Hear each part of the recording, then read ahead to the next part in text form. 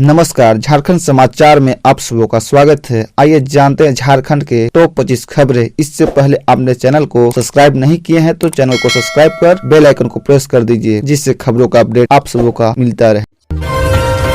High court में पंकज मिश्रा की जमानत याचिका पर हुई सुनवाई। अदालत ने ईडी से मांगा जवाब। झारखंड हाईकोर्ट ने जस्टिस गौतम कुमार चौधरी की अदालत में शुक्रवार को 1000 करोड़ के मनी लॉन्ड्रिंग के आरोपी पंकज मिश्रा की जमानत याचिका पर सुनवाई हुई। सुनवाई के बाद अदालत ने ईडी के जवाब दाखिल करने का निर्देश दिया है। मामले में अगली सुनवाई 23 फरवरी को होगी। पंकज मिश्रा के खिलाफ अवैध खनन के मामले में ईडी ने जाँच करते हुए ईडी कोर्ट में आरोप पत्र भी दाखिल कर दिया है। बता दें कि आरोपी पंकज मिश्रा की आरोप से ईडी की अदालत में जमानत।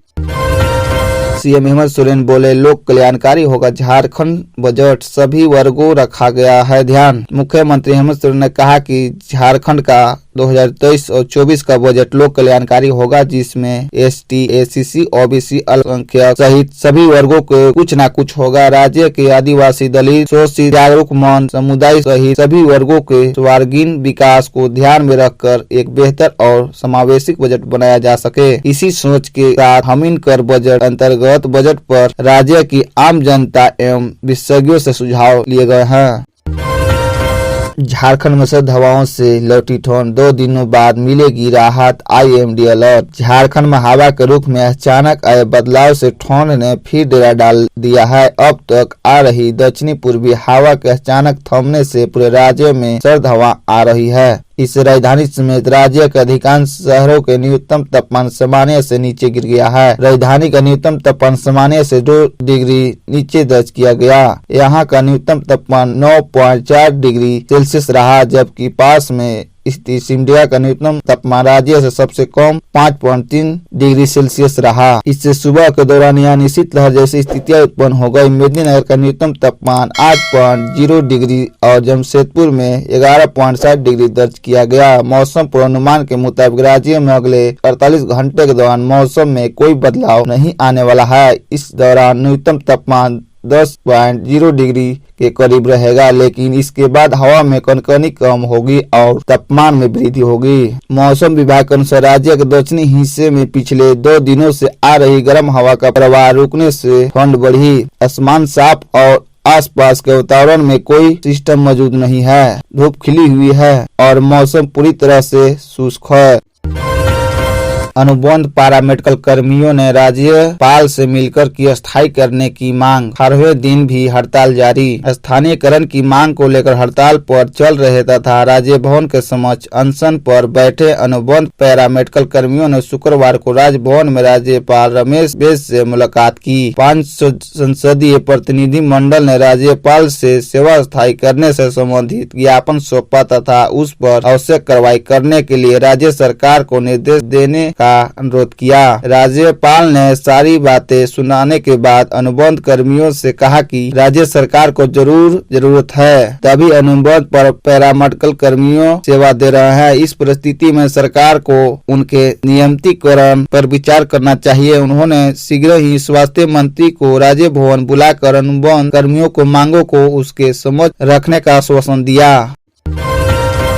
रामगढ़ उपचुनाव में डीएनए का प्रत्याशी घोषित, जानिए किस नाम पर लगी मोहर। झारखंड के रामगढ़ विधानसभा सीट पर होने वाले उपचुनाव के लिए एनडीए ने अपने प्रत्याशी को ऐलान कर दिया है। एनडीए ने आजसू पार्टी को लोकसभा सांसद चंद्र प्रकाश चौधरी की पत्नी सुनीता चौधरी को अपना उम्मीदवार घोषित किया है। सुनीता चौधरी ने 2019 का विधानसभा चुनाव भी लड़ा था, लेकिन यूपी की ममता देवी से हार गई थी। बता दें कि रामगढ़ उपचुनाव के लिए सुनीता के नाम पर सहमति के बाद आजसू कार्यालय में ऐलान किया गया। पार्टी प्रवक्ता डॉक्टर देवशरण भगत और संसदीय बोर्ड के सदस्य डोमन सिंह मुंडा ने इसकी जानकारी दी। 27 फरवरी को रामगढ़ उपचुनाव के लिए वोटिंग होगी। 2 मार्च को नतीजे आएंगे। उपचुनाव की घोषणा के बाद बीजेपी के प्रदेश प्रवक्ता प्रतुल सचदेव ने कहा था कि इस बार एनडीए साथ है। रामगढ़ में एनडीए की जीत महागठबंधन सरकार के पतन की शुरुआत होगी। उसी समय लगभग स्पष्ट था कि एनडीए यहां सुनीता चौधरी को उम्मीदवार बनाएगी। इसकी खास वजह है कि दरअसल 2019 के विधानसभा चुनाव में हार को छोड़ दे तो 2005 और 2014 तक आजसू ने जीत हासिल की है।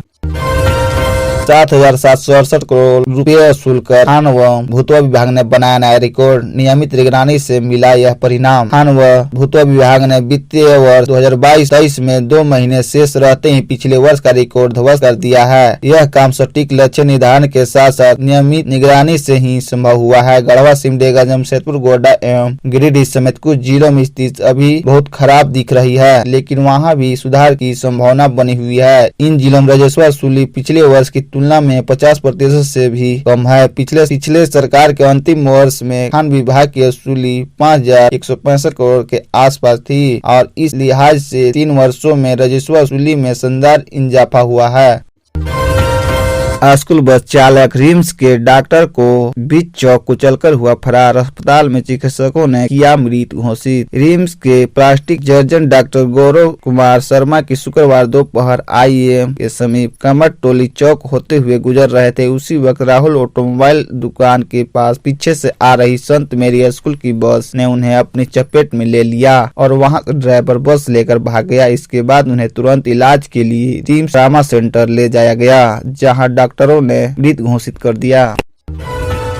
तेजस्वी के रांची दौरे से पहले राजद के झारखंड प्रदेश प्रभारी पहुंचे। राजधानी तैयारियों का लिया जायजा। बिहार के उप मुख्यमंत्री तेजस्वी यादव 12 फरवरी को रांची आएंगे। उसके आगमन के पूर्व की तैयारी का जायजा लेने शुक्रवार को पूर्व केंद्रीय मंत्री सह राजद के झारखंड प्रभारी जयप्रकाश नारायण यादव पहुंचे। उन्होंने झारखंड डिवडी स्थित प्रदेश कार्यालय में पार्टी के वरिष्ठ नेताओं के साथ बैठकर तैयारियों की समीक्षा की। उन्होंने राजद के सभी नेताओं और कार्यकर्ताओं अपील की कि वे सभी एकजुट के साथ तेजस्वी की सभा को ऐतिहासिक बनाने में जुट जाएं। तेजस्वी यादव कार्यक्रम को सफल बनाने के लिए चतरा लोकसभा के पूर्व प्रत्याशी राजद के वरिष्ठ नेता सुभाष प्रसाद यादव को संयोजन बनाया गया।